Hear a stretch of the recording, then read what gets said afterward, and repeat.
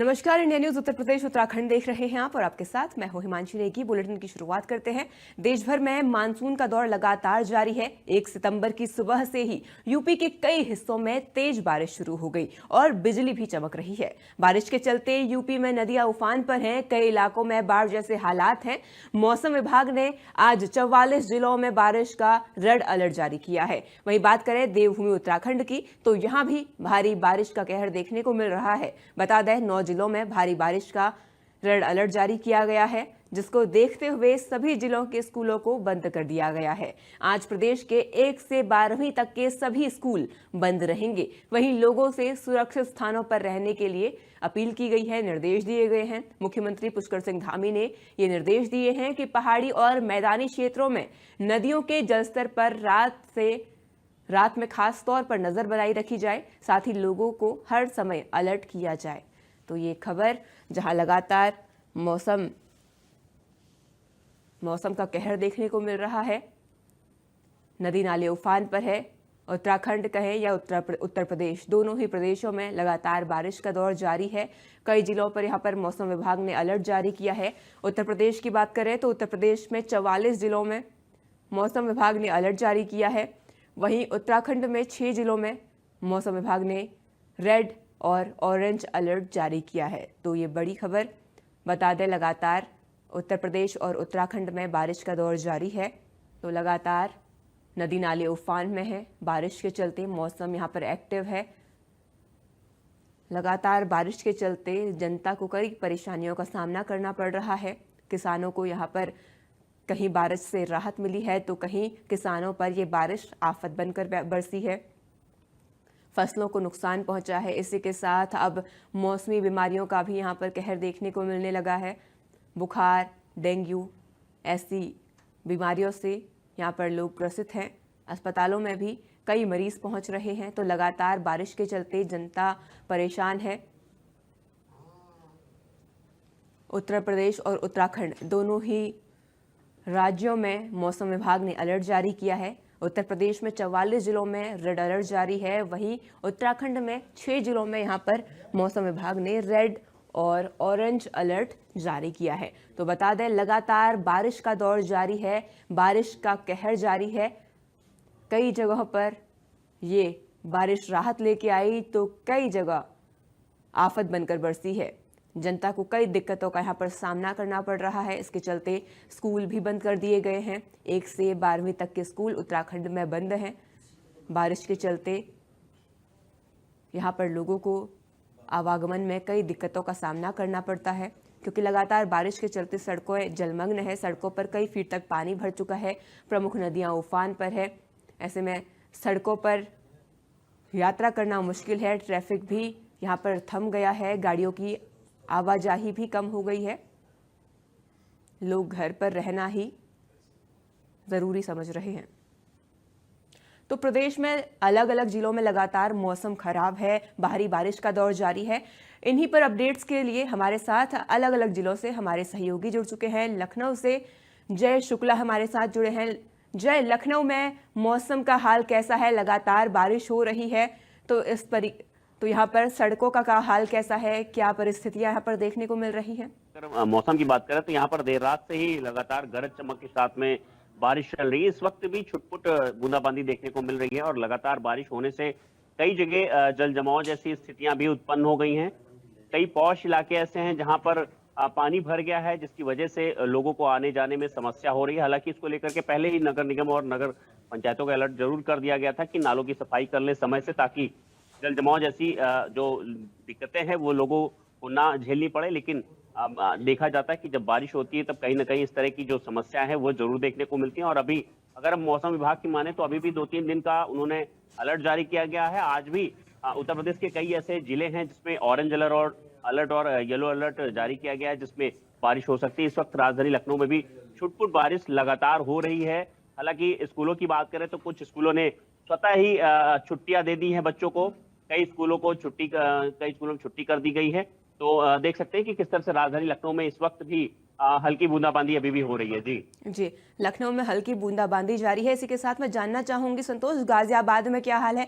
क्योंकि गाजियाबाद अगर एक तरीके से देखें तो पहाड़ी इलाके उत्तराखंड से भी सटा हुआ है, तो लगातार बारिश पहाड़ियों में हो रही है। ऐसे में इसका असर कहीं ना कहीं गाजियाबाद में भी देखने को मिल रहा होगा। जी बिल्कुल। आपको बताएं कि जिस तरीके से अभी अगर गाजियाबाद की स्थिति करें तो जो बरसात तो हो ही रही है यहाँ पे। मौसम पिछले एक सप्ताह से अधिक हो गया है। पिछले सप्ताह भी मौसम जो है ठीक रहा और बारिश होती रही और मौसम सुहावना रहा, तो उनको गर्मी नहीं झेलनी पड़ी। अभी भी ऐसी स्थिति बनी हुई है कि यहाँ जो बरसात हो रही है उसका असर तो दिख ही रहा है। उससे जो है सड़कें खराब हैं, लोग यातायात में बाधित रहता है, जाम में फंसे रहते हैं, गड्ढे हो गए हैं सड़कों पे। परंतु जो सबसे बड़ी इस समय जो गाजियाबाद की प्रमुख समस्या है वो गाजियाबाद के यमुना क्षेत्र, जो दूब क्षेत्र है, इसमें जो है जो पहाड़ों पे बरसात हुई है उसका असर यहाँ देखने को मिल रहा है और यमुना का जलस्तर लगातार बढ़ रहा है।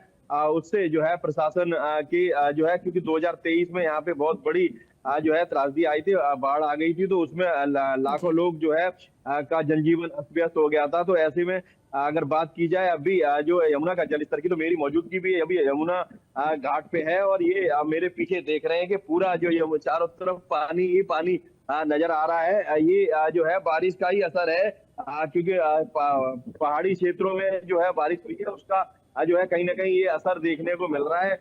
और यहाँ बागपत से होते हुए यमुना गाजियाबाद और उसके बाद दिल्ली में घुसती है। तो ऐसे में अगर बात की जाए यमुना के जल स्तर की, तो जो कल भी वहां से 3,29,000 क्यूसेक जल छोड़ा गया है हथनीकुंड बैराज से, वो भी आज शाम तक यहाँ पहुंचेगा। और अभी भी जो यमुना है वो खतरे के निशान से ऊपर चल रही है, जो कि खतरे का निशान 209 मीटर है और अभी भी 211 मीटर पे यहाँ पे चल रही है, यानी कि 1 से 2 फीट अभी भी खतरे के निशान से ऊपर है।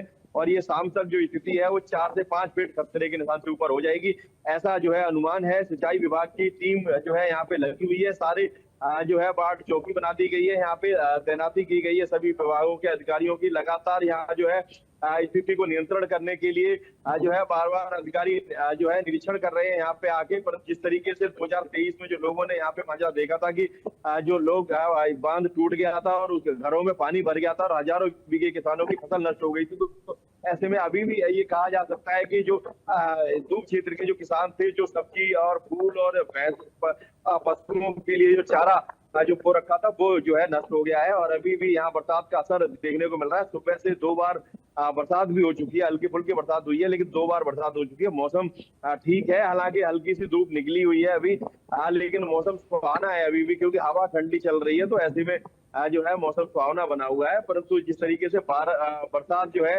राहत के साथ साथ आफत भी लेके आती है, तो ये एक बड़ी जो है यहाँ के लिए चुनौती है प्रशासन के लिए कि जब सड़क जो है जो गड्ढे हो जाते हैं उनमें पानी भर जाता है, तो ऐसे में जल जमाव से लोग जो यहाँ पे जाम में घंटों घंटों जाम में फंसे रहते हैं और अपने गंतव्य पे जो समय से पहुंचना चाहिए वो नहीं पहुंच पाते हैं। जी संतोष, गाजियाबाद में तो जाम की स्थिति है, उसी के साथ किसानों को भी यहाँ पर काफी नुकसान पहुंचा है।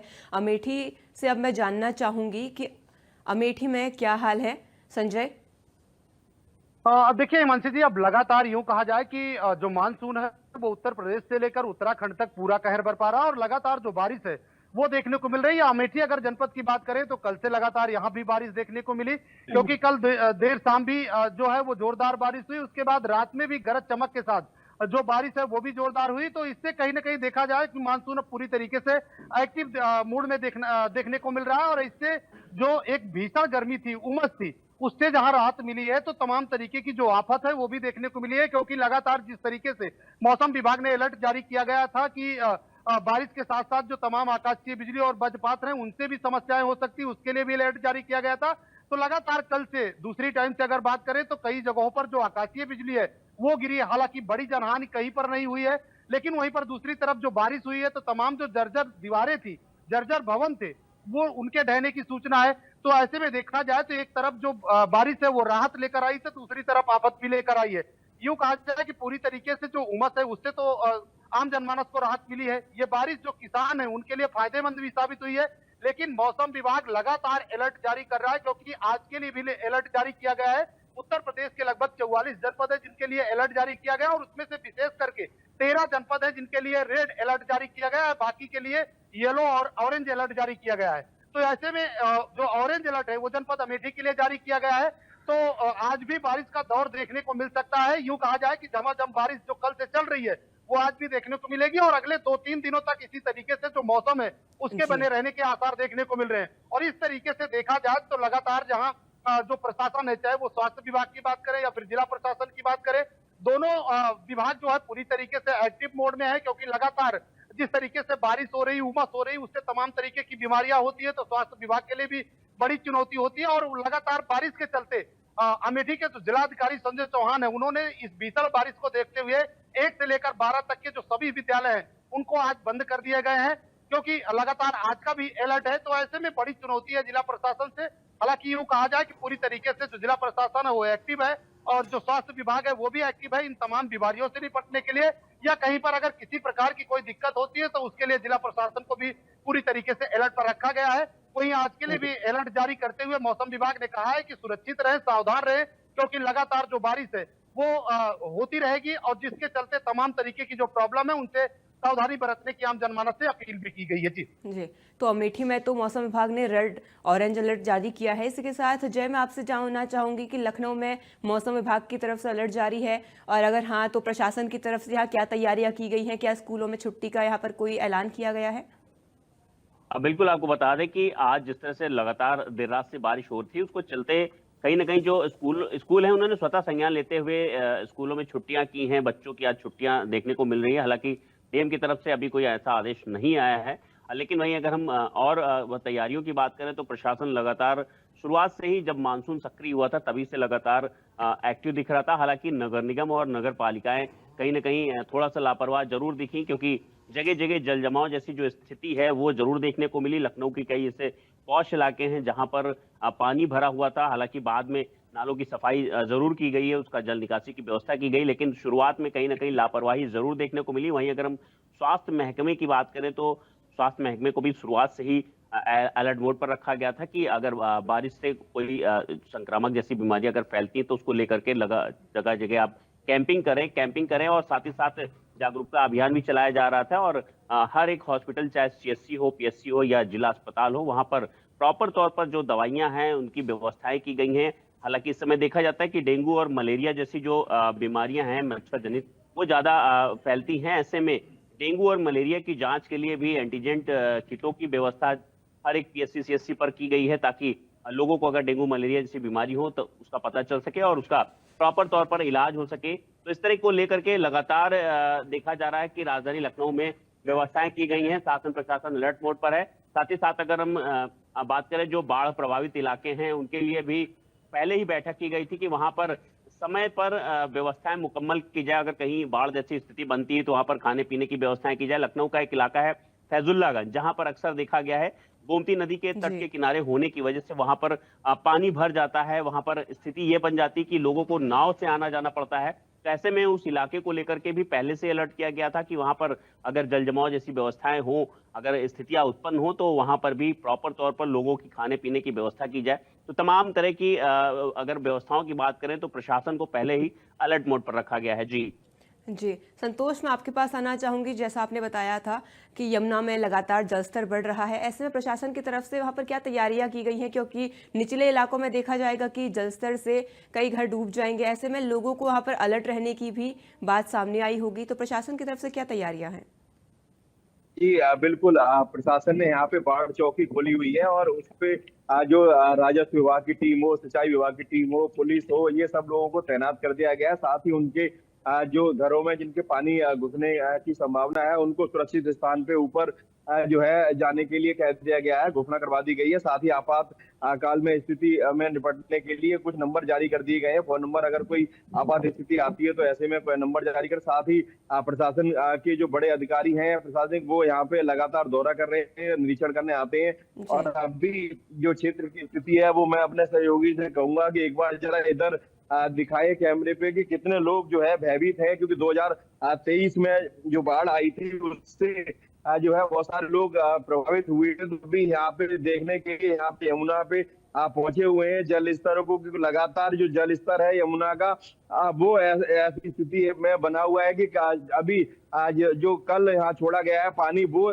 जो है पहले ही यहाँ पे खतरे के निशान से ऊपर चल रही थी। तो अभी ऐसे में अगर और जल स्तर यहाँ पे बढ़ने वाला है और लगातार जो जल स्तर है बढ़ेगा तो यहाँ कहीं ना कहीं बाढ़ जैसी स्थिति बिल्कुल बनी हुई है। और जिस तरीके से जो बाढ़ की स्थिति बनी हुई है तो यहाँ लोग जो है भयभीत है, क्योंकि 2023 में लोगों ने यहाँ पे बाढ़ देखी थी और बाढ़ बांध टूटने के बाद लोगों का काफी नुकसान हुआ था। हफ्तों तक लोग जो है घर के अंदर कैद हो गए थे और सारे कामकाज पे काफी प्रभावित हुए थे। तो ऐसे में अगर बात की जाए काफी जो है लोग यहाँ परेशान हैं और चिंतित भी हैं। तो कहीं ना कहीं जो बार बार यहाँ देखने के लिए यहाँ पहुंच रहे हैं। बहुत सारे लोग अभी जो यमुना का जल स्तर है चारों तरफ पानी ही पानी दिख रहा है। आप देख सकते हैं कि मेरे तीनों तरफ जहां मैं खड़ा हूं जिस सड़क पे, उस सड़क छोड़ के बाकी तीनों तरफ पानी ही पानी है।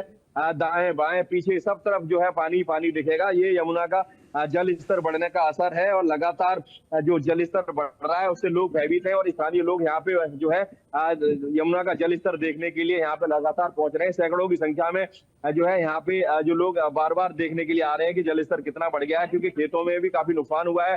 तो जो यहाँ जिनके यहाँ के गांव हैं, जिनके किसान हैं वहाँ गांव के, वो भी जो है अपनी फसल जो नष्ट हुई है, चाहे वो सब्जी की, फूलों की और जो पशुओं के लिए चारा था, वो भी काफी संख्या में यहाँ पे नष्ट हो गया है, क्योंकि 4 से 5 फीट अभी भी खेतों में पानी भरा हुआ है। तो ऐसे में उनको काफी नुकसान हुआ है और वो भी अभी यहाँ जो है पहुंच रहे हैं। तो ऐसे में प्रशासन भी पूरे अलर्ट मोड पे है, क्योंकि 2023 को प्रशासन ने भी देखा है कि जब बांध टूटा था तो प्रशासन के भी हाथ पैर फूल गए थे और वहाँ जो है स्थिति ऐसी भयानक हो गई थी, क्योंकि दिल्ली यहाँ पे निचले स्तर पे है। दिल्ली का जो खतरे का निशान है वो 205 मीटर पे है और जो गाजियाबाद का जो खतरे का निशान है यमुना का वो 209 मीटर पे है। तो ऐसे में 4 से 5 मीटर का अंतर है दिल्ली में। तो जो अभी पानी आ रहा है वो आगे जो है दिल्ली के रास्ते आगे जाएगा। ऐसे में सभी फाटक खोल रखे हैं। दिल्ली की मुख्यमंत्री ने रेखा गुप्ता ने भी सुबह जो है मीडिया पे आगे बयान दिया है कि किसी भी तरह से डरने की कोई स्थिति नहीं है, क्योंकि सबसे पहले दिल्ली यहाँ से डूबने की स्थिति में आती है। तो ऐसे में रेखा गुप्ता का सुबह आज बयान आया है और उन्होंने लोगों को भयभीत न होने के लिए यहाँ पे बताया, सुबह मीडिया में आके एक बयान दिया है कि कोई भी भयानक स्थिति नहीं होगी और उससे पहले प्रशासन पूरी तरह से अलर्ट है। तो गाजियाबाद में भी जो है प्रशासन पूरी तरह से अलर्ट है और जो पानी छोड़ा गया है अग्निकुंड बैराज से वो आज शाम तक जो है यहाँ पे पहुंच जाएगा। तो ऐसे में खतरे के निशान से अभी 1 से 2 फीट ऊपर चल रही है यमुना और अभी 4 से 5 फीट और बढ़ने की संभावना है। जी।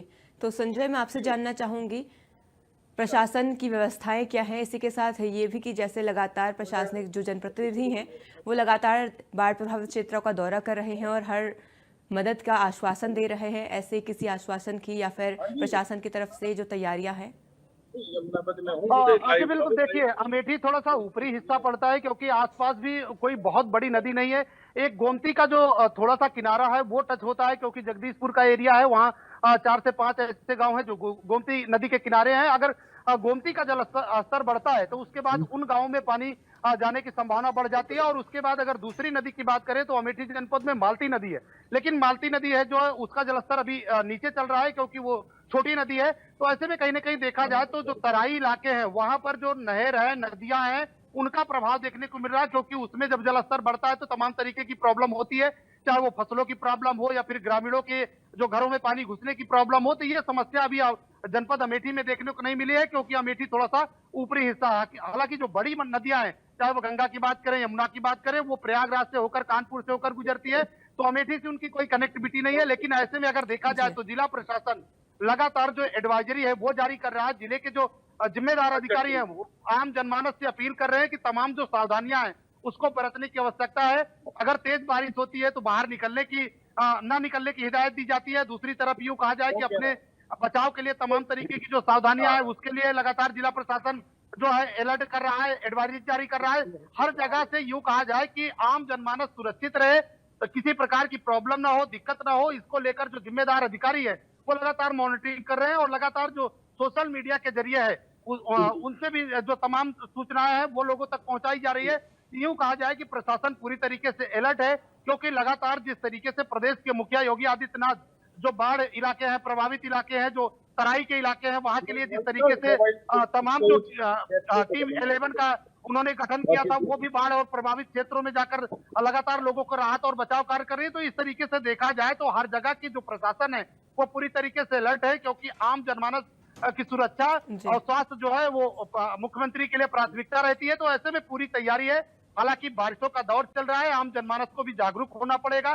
तमाम चीजें से सावधानी बरतने की आवश्यकता है, क्योंकि लगातार जो वज्रपात है, आकाशीय बिजली है, उसका भी अलर्ट जो है मौसम विभाग ने जनपद अमेठी के लिए दिया है।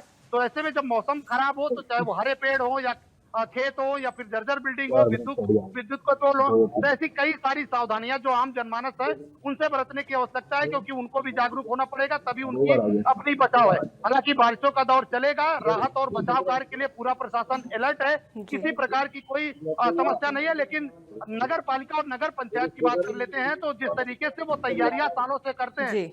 जब तेज जय बारिश होती है तो उनकी व्यवस्थाएं पूरी तरीके से धरी की धरी रह जाती है, और अक्सर सरकारी कार्यालयों में जो जल जमाव है वो घंटों घंटों तक देखने को मिलता है। जी जी। जय, मैं आपसे जानना चाहूंगी स्वास्थ्य व्यवस्थाओं की। अगर मौसमी बीमारियों की बात करें तो लगातार मानसून जब एक्टिव होता है तो अपने साथ मौसमी बीमारियां भी लेकर आता है।